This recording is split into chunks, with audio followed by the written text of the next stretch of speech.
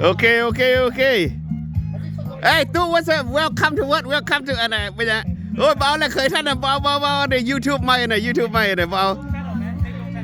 ว่าเบิ่งเด้ออันนี้มื้อนี้มาแคมปิ้งเนาะแคมปิ้งอยู่Go Bluff ฮะ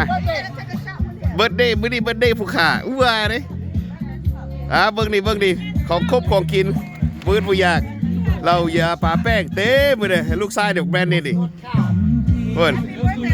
น่ะเห็นบ่เพิ่นน่ะโอนแม่นยังแม่นอยู่เว้าไปแฮปปี้เบิร์ธยังแม่นเว้าผิดเว้าอีกเป็นยัง This is our campsite. We have this one number 20 and we have that one over there number 21. My son booked it at Gold Bluff. Anybody interested? This is the best. 20 is the best. Check out what we do. We don't even camp outside. Look, we didn't even put any pitch any tents out here. Okay, this is where we hang out by the fire, barbecue. Check this out. Hey, look at this, John Engineer. Anybody interested? Right here, John Engineer. Look at this, right there on top of the fire pit. John, มาจานขายจักรดอนนี่จานจักรดอนนี่จักรดอนซาวดอนซาวดอนโอเรเดอร์โทรมาโลดซาวดอนคำว่าซาวดอนแท็กมาโทรมา leave the comment ไว้เลยตุ๊คำว่าเดี๋ยวก่อนตุ๊เคยท่านคอย leave comment ไว้เลยคำว่า leave comment ให้ได้ซาวดอนเด้อคณะอยากได้ซาวดอนเขาว่าอันนี้เจ้าของเขาเป็นคนเทศเจ้าของเป็นคนที่ซาวดอนไปเบิ่งว่าพวกขน้อยอยู่แถวไหนดิพุ่นน่ะบนรับบนนอนเบิ่งดูพุ่นน่ะเข้ามาห้ายกว่าทับลึกกระเด็ดห้ายกว่าทับมึงเด้อเข้ามาพุ่นน่ะป้าโทรมึงดูพุ่นพุ่นน่ะคนลาวเนี่ยมักลี่พุ่นน่ะเบิ่งห่อเฮือนเดือนดาวพุ่นน่ะป้าโทรอยู่ในก็มีอยู่นอกก็มีพุ่นน่ะพุ่นเดินบักหลายเดินบังกว้างพุ่นน่ะHappy birthday อีกแล้ว Thank you Tracy and come look at this another one look at another ถ้ำพุ่นน่ะมันไผมีอย่างอยู่ในนี่ถ้ำมึงเนี่ยเปิดเข้ามาป้าเถอะพูดเปี้ยวโอ้ยอันนี้แหละคำว่าคนบ้านนอกน่ะพุ่นน่ะตะแหงหลับตะแหงนอนพุ่นน่ะอันนี้แคมป์จันนี่จันกับเมียเลิกมีฮอดพุ่นน่ะมีฮอดฟืนฮอดไฟโอ้ยแต่ละโฟนมีเบิร์ดไวไฟพุ่นน่ะเลิกกันได้พุ่นน่ะเจ้าอีรับเจ้าจีนอนใส่มีเช่นอันนี้ของลูกชายแบรนเดนอันนี้ก็ลูกชายแบรนเดนอันนี้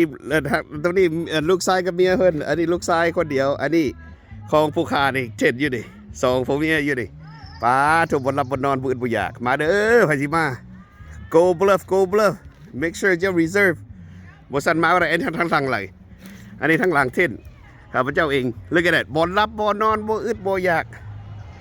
ในหนทางรถไกลไปไกลมาพวกน่ะ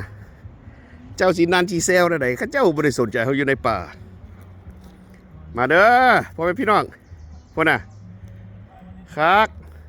แต่ว่าบุมีเห็ด อย่าขึ้นมาเก็บเห็ดเด้อเก็บเห็ดบ่ได้บุมีเห็ดอยู่แถวนี่น้ำทะเลอยู่ใกล้ๆนี่ดอกน้ำทะเลนี่เสียงทุ่มท่ำนี่บึกทรงมือนี่บ่ฮอดนี่น้ำทะเลว่าสิมาตึกเบ็ดสงสัยบ่ฮอดพวกน่ะเอากันอยู่ข้างนอกตุ่มอยู่นอกพุ่นน่ะคักโฮมดีพวกน่ะเบิ่งพวกน่ะต้นหมอกต้นไม้ฝนตกฝนลิ้นบ่ได้ย่านอยู่นอกเดี๋ยวนี้ก็ฝนตกเดี๋ยวนี้บ่แม่นตกดอกมันน่ะเป็นฝนบ่แม่นฝนแห้งฝนค่อยๆหรือว่าเป็นน้ำหมอกคักมาไผสิมาอย่าลืมเด้อ Go Bluff you Oric ต้อง make reservation พุ่นน่ะ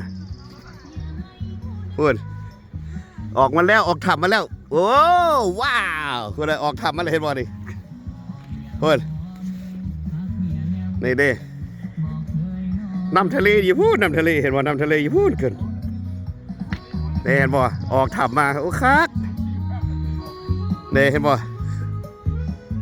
เขาทับโอ้โหสิเกือบล่มเมื่อกี้